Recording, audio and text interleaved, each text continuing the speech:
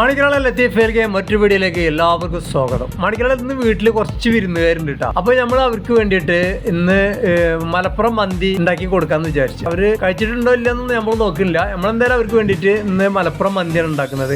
അപ്പോൾ ഒരു 3 കോഴി ഞാൻ മേടിച്ചിട്ടുണ്ട്. 3 കോഴി 6 കിലോൻ്റെ താഴത്തേക്കുണ്ട്.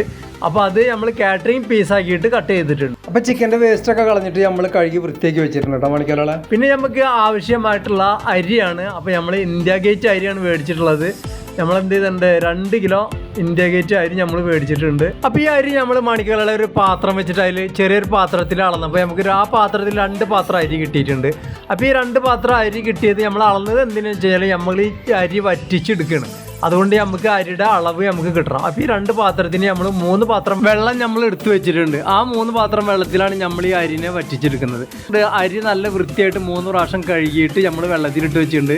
ഒരു 4, 5, 6 മണിക്കൂർ കിടന്നുകൊണ്ട് പ്രശ്നമൊന്നുമില്ല. എത്ര സമയം അരി വെള്ളത്തിൽ കിടക്കുന്നോ അത്രയും ചോറ് സോഫ്റ്റ് ആയിട്ട് കിട്ടും മണിക്കലാണ്. അപ്പം നമ്മൾ നേരത്തെ അളന്ന് വെച്ച 3 പാത്രം വെള്ളം ഉണ്ടല്ലോ, ആ വെള്ളം ഒന്ന് തിളപ്പിച്ചെടുക്കുക. അപ്പോൾ വെള്ളം അവിടെ തിളച്ച് വന്നിട്ടുണ്ട്. അതിൽ മഞ്ഞപ്പൊടി ഇട്ടിട്ടുണ്ട്, ഉപ്പ് ഇട്ടിട്ടുണ്ട്, വേറെ ഒന്നും ഇട്ടില്ല മണിക്കലാണ്. അപ്പോൾ നമുക്ക് ചിക്കനായിട്ട് ഇട്ട് കൊടുത്താലോ. ചിക്കൻ അതിലിടുമ്പോൾ ശ്രദ്ധിക്കണം കേട്ടോ, തിളച്ച വെള്ളമാണ്. നമുക്ക് മന്തി തിന്നാൻ വിരലുകൾക്ക് ബുദ്ധിമുട്ടുണ്ടാക്കരുത്. അപ്പോൾ കൈ പൊള്ളാത്ത രൂപത്തിൽ ചിക്കൻ ചുടുവെള്ളത്തിലിടണം. ഇപ്പം ഇതിലൊരു 10 മിനിറ്റ് കിടന്നിട്ടുണ്ട്.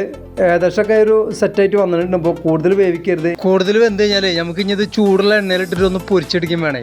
അപ്പോൾ അതുകൊണ്ടാണ് കൂടുതൽ വേവണ്ടെന്ന് പറഞ്ഞത്. അപ്പോൾ നമുക്കിത് എന്ത് ചെയ്യുക, ഈ ചൂടുവെള്ളത്തിൽ നിന്ന് ഇതിനൊന്ന് കോരിയെടുക്കാം. വെള്ളമില്ലാത്ത രൂപത്തിൽ കോരി എടുത്തിട്ട് അരിപ്പക്കൊട്ടയിൽ ഇടാം. അപ്പോൾ ആ വെള്ളമൊക്കെ ഫുള്ളായിട്ടുണ്ട് വാർന്ന് പോയിക്കോളും. എന്നിട്ട് വേണം നമുക്കിതിന് മസാല തേക്കണ്ടേ. മസാല തേച്ചിട്ട് വേണം പൊരിക്കാൻ. ചിക്കൻ കായം തേക്കാനുള്ള മസാല എന്തൊക്കെയാണെന്ന് നമുക്ക് നോക്കാം. 1 ടീസ്പൂൺ പാൽപ്പൊടി എടുത്തിട്ടുണ്ട്. അത് സാധാ വെള്ളത്തിൽ കലക്കിയിട്ട് നമ്മൾ കായം തേക്കാനുള്ള പാത്രത്തിലേക്ക് നമ്മൾ ഒഴിച്ചു കൊടുത്തിട്ടുണ്ട്. എന്തായാലും മസാലക്കൂട്ട് കണ്ടിട്ട് നിങ്ങൾ ഞെട്ടൊന്നും വേണ്ട, നിങ്ങൾ കണ്ടിട്ടുണ്ടാവും എന്ന് വിചാരിക്കണം. എന്തായാലും പാൽപ്പൊടി നമുക്ക് ആവശ്യമാണ്. അപ്പോൾ അത് നമ്മൾ പാത്രത്തിലേക്ക് ഒഴിച്ചിട്ടുണ്ട്. ഇനി നമുക്ക് ആവശ്യമായ ഇഞ്ചി, പച്ചമുളക്, വെളുത്തുള്ളി പേസ്റ്റ് 1 ടീസ്പൂണ് ചേർക്കുന്നുണ്ട്. കാശ്മീരി മുളക് പൊടി, അത് സാധാ മുളക് പൊടി 2 കൂടി മിക്സ് ചെയ്ത് വേണമെങ്കിൽ ഇടാം.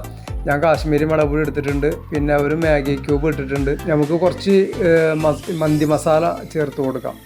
ആവശ്യത്തിനുള്ള മന്തി മസാല ചേർത്ത് കൊടുക്കാം. അതിനുശേഷം ഉപ്പിടുക. ഉപ്പ് ആവശ്യത്തിനിടാം.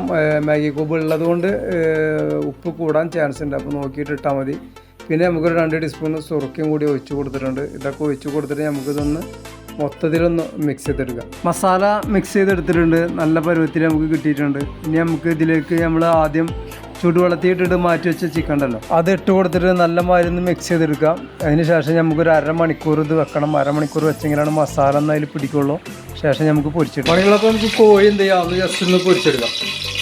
നമ്മൾ എണ്ണ ചൂടായ നോക്കിയാണ്, നല്ല സൗണ്ടാണ്. അപ്പോൾ എണ്ണ ചൂടായി വന്ന എണ്ണയിലേക്ക് കായം തേച്ച കോഴി ഇട്ട് കൊടുത്താലോ. ഇട്ട് കൊടുത്ത് നല്ല മരുന്ന് ഓവറായിട്ട് വേവണ്ട, ദമ്മിൽ കിടന്ന് വേവേണ്ടതാണ്. അപ്പോൾ ഒരു മീഡിയം ലെവലിൽ അവന് വേവിച്ച് എടുക്കുമ്പോൾ കോഴി ചൂടുള്ള എണ്ണയിൽ കിടുമ്പോൾ ശ്രദ്ധിക്കണം. ഞാൻ മെല്ലെ വാരി ഇട്ടിട്ടുണ്ട്. അത് നിങ്ങളൊക്കെ ഇടുമ്പോൾ പരിചയമില്ലെങ്കിൽ കൈ പൊള്ളാൻ ചാൻസ് കൂടുതലാണ്. അപ്പോൾ എന്ത് ചെയ്യാന്ന് പറഞ്ഞാൽ ചട്ടവത്തി കൊണ്ടോ അല്ലെങ്കിൽ ചെറിയ പാത്രം കൊണ്ടോ കോരിയിട്ട് നല്ല ഇട്ട് കൊടുക്കുക, എണ്ണ ധരിക്കാത്ത രൂപത്തിൽ. ഇത് ഒന്ന് പൊരിച്ചെടുക്കുക. അരി വറ്റിച്ചെടുക്കാനുള്ള ചെമ്പ് കയറ്റിയിട്ടുണ്ട്. കോഴി പൊരിച്ച എണ്ണയുടെ ബാക്കി അതിൽ ഒഴിച്ചിട്ടുണ്ട്. എണ്ണ ചൂടായിട്ടുണ്ട്. കുറച്ച് സവാള ഇട്ട് കൊടുക്കുക.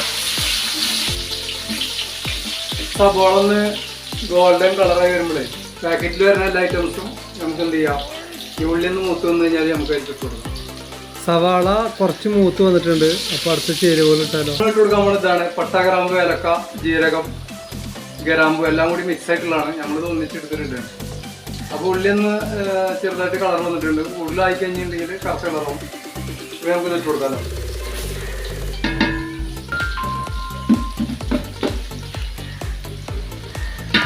അത് കഴിഞ്ഞിട്ട് നമുക്ക് കുറച്ച് ഇഞ്ചി, പച്ചമുളക്, വെളുത്തുള്ളി പേസ്റ്റ് നമുക്ക് ഇതിൽ ആഡ് ചെയ്ത് കൊടുക്കാം.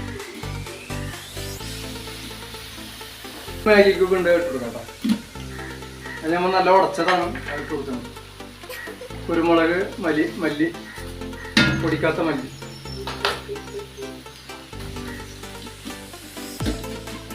മാഗി ക്യൂബ് നമുക്ക് ഇതിലിട്ടിട്ട് ഒന്ന് ജസ്റ്റ് ഒന്ന് അലിയുന്നത് വരെ, നല്ല അലിയുന്നത് നല്ല.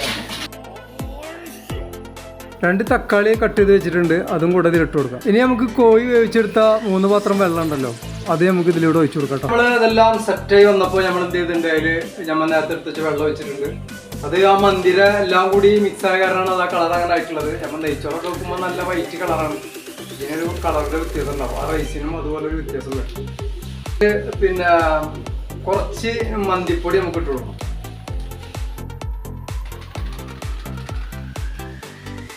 ചെറുനാരങ്ങ 3 നമ്മൾ ഇട്ട് കൊടുത്തിട്ടുണ്ട്. വെള്ളത്തിന് ആവശ്യമുള്ള ഉപ്പും കൂടി നമ്മളതിൽ ചേർത്തിട്ടുണ്ട്. നമ്മളെ വെള്ളം തിളച്ച് വന്നിട്ടുണ്ട്. അപ്പോൾ നമ്മളെ മന്തിയിലേക്കുള്ള അരി വെള്ളം തിളച്ചിട്ടുണ്ട്. അപ്പോൾ നമുക്ക് എന്ത് ചെയ്യാം, അരി ഇട്ട് കൊടുക്കാം. നമ്മൾ കഴുകി വെച്ചിട്ടുള്ള അരിയാണ്. നമ്മൾ 2 കിലോ അരി എടുത്തിട്ടുണ്ട്.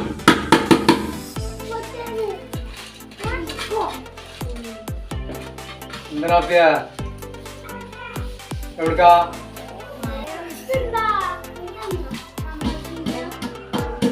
ഇനി അരിയെ മെല്ലെ നമുക്ക് ഇളക്കി കൊടുക്കാം. ഒരുപാട് ഓവറായിട്ട് ശക്തിയായിട്ട് ഇളക്കരുത്, കാരണം ഇത് നല്ലോണം കുതിർന്ന അരിയാണ്, അപ്പോൾ പൊട്ടാൻ ചാൻസ് കൂടുതലാണ്. മെല്ലെ ഇളക്കി കൊടുക്കുക. ഇതിപ്പോൾ ഏകദേശം നമ്മൾ അരി ഇട്ട് കൊടുത്തിട്ട് വെള്ളം ഏകദേശമൊക്കെ വെച്ചിട്ടുണ്ട്. അപ്പോൾ ഒരു ഹാഫ് വേവായിട്ടുണ്ട്. ഹാഫ് വേവിൽ തന്നെ ഇതിനെ ദമ്മിടണം. അപ്പോൾ ഇതിൽ കുറച്ചുകൂടി വെള്ളം വറ്റാനുണ്ട്. അപ്പോൾ ആ വെള്ളത്തിലാണ് നമ്മളിതിനെ ദമ്മിടാൻ വേണ്ടി പോണത്. കാരണം കുറച്ച് വെള്ളം ഉണ്ടെങ്കിലാണ് ശരിക്കും അരി വെന്ത് കിട്ടുള്ളൂ. അപ്പോൾ ഈ വെള്ളത്തിൽ നമ്മളിതിനെ ദമ്മിടുകയാണ്. ദമ്മിടുന്നതൊന്നും ഞാൻ കാണിക്കുന്നില്ല. അതിൻ്റെ മുന്നേ ദമ്മിടാട്ടി മുന്നേ 2 ക്യാപ്സിക്കോ ഞാൻ കട്ട് ചെയ്ത് വെച്ചിട്ടുണ്ട് ചെറുതാക്കിയിട്ട്. അത് അതിൻ്റെ മുകളിൽ നമുക്ക് ഇട്ട് കൊടുക്കാം. പിന്നെ 2 ചെറുനാരങ്ങ പിഴിഞ്ഞ നീരും കൂടി ഉണ്ട്, അതും കൂടി ഒഴിച്ചു കൊടുത്തിട്ട് നമുക്കിതിനെ ദമ്മിടാൻ വേണ്ടി പോവാണ്. നമ്മൾ ദമ്മിടാൻ പോട്ടാ. ഇനി നേരെ സ്റ്റീലിൻ്റെ പാത്രത്തിൽ നമ്മൾ കടലെടുക്കുന്നു, വെക്കുന്നു, മൂടുന്നു. Okay, correct. പിന്നെ നമുക്ക് ദമ്മ് പൊട്ടിക്കുമ്പോൾ കാണാം. ചില്ലിക്കുള്ള ബീഫ് ഇവിടെ അടിച്ചുകൊണ്ടിരിക്കുകയാണ്. മറ്റുള്ള ഊതാനുള്ള തയ്യാറെടുപ്പിലാണ്. കൊണ്ടാട്ടത്തിനുള്ള ബീഫ് മഞ്ഞപ്പൊടി ഉപ്പിട്ടിട്ട് വേവിച്ചെടുത്തിട്ടുണ്ട്. മൂത്ത പൊത്തയ കാരണം കുറച്ച് ടൈം എടുത്ത് വെന്ത് കിട്ടാനായിട്ടാണ്.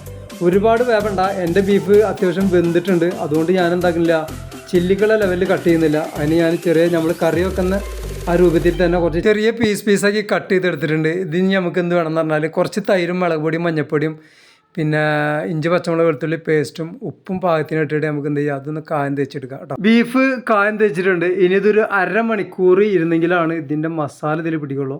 അതിനുശേഷം നമുക്കിത് പൊരിച്ചെടുക്കാം കേട്ടോ. കൊണ്ടാട്ടത്തിന് നമുക്ക് കുറച്ച് മസാല ആവശ്യമുണ്ട് കേട്ടോ. അപ്പോൾ ഞാൻ എന്ത് ചെയ്തിട്ടുണ്ട്, 2 സവോള കട്ട് ചെയ്തിട്ടുണ്ട്. അതിനെ നമ്മളൊരു തവി വെച്ചിട്ട് അതിൽ എണ്ണ വെച്ചിട്ട് അതിനൊന്ന് നമുക്ക് എന്ത് ചെയ്യാം, നല്ലൊന്ന് വഴറ്റിയെടുക്കാം. അപ്പോൾ നമ്മളെ ഉള്ളി ഇവിടെ നല്ല മാതിരി മുരിഞ്ഞ് വന്നിട്ടുണ്ട്. അതിലേക്ക് ഇഞ്ചി പച്ചമുളക് പേസ്റ്റ് കുറച്ച് ആഡ് ചെയ്ത് കൊടുക്കാം. അതും കൂടി ഒന്ന് നല്ലോണം മുരിഞ്ഞ് വരുമ്പോൾ നമുക്ക് തക്കാളി ചെയ്ത് കൊടുക്കാം. തക്കാളി ഇട്ടിട്ട് നല്ല മാതിരി മസാല ആവണം. നൈസായിട്ടായാൽ പോരാ, നല്ല മാതിരി അറിയാം. കാരണം സവോളയും തക്കാളിയിൽ കാണാൻ പാടില്ല. ആ രൂപത്തിൽ നമുക്ക് അതിനെ നന്നായിട്ടൊന്ന് വേവിച്ചെടുക്കാം. ഇനി ഇതിൽ കൊണ്ടാട്ടമുളക് ആഡ് ചെയ്യണം. കൊണ്ടാട്ടമുളക് എനിക്ക് കിട്ടിയിട്ടില്ല. അപ്പോൾ താൽക്കാലികം നീളമുള്ള കൊണ്ടാട്ടമുളക് മേടിച്ചിട്ടുണ്ട്. തൈര് കൊണ്ടാട്ടമുളക് മേടിച്ചിട്ടുണ്ട്, അതിട്ടുണ്ട്. പിന്നെ നമുക്ക് ഈ ഉണക്കമുളക് ചെറുതായിട്ട് നൈസായിട്ടൊന്ന് മിക്സിയിലിട്ട് കറക്കിയെടുത്തത് പൊടി പോലത്തെ അതുണ്ടെങ്കിൽ അത് ഇട്ട് കൊടുക്കാം കേട്ടോ. മെയിനായിട്ട് അതൊക്കെ വേണം. അപ്പോൾ നമുക്ക് ഇനി എന്ത് ചെയ്യുക, അതിൽ നമ്മൾ നേരത്തെ പൊരിച്ച് വെച്ച ബീഫ് ഇട്ട് കൊടുക്കുക. നല്ല മസാല ആയിട്ടുണ്ട്. മസാലയിലിട്ടിട്ട് നല്ലൊന്ന് മിക്സ് ചെയ്ത് കൊടുക്കാം. അപ്പോൾ വീഡിയോ ഇവിടെ അവസാനിക്കുകയാണ്. വീഡിയോ കണ്ട് ഇഷ്ടപ്പെട്ടെങ്കിൽ സബ്സ്ക്രൈബ് ചെയ്യുക, ബെല്ലൈക്കൺ അമർത്തുക. ഞാൻ ചെയ്യുന്ന ഓരോ വീഡിയോസും നിങ്ങൾക്ക് നോട്ടിഫിക്കേഷൻ ആയിട്ട് ലഭിക്കുന്നതാണ്. അടുത്ത വീഡിയോ വീണ്ടും കാണുന്നതുവരെ ഗുഡ് ബൈ.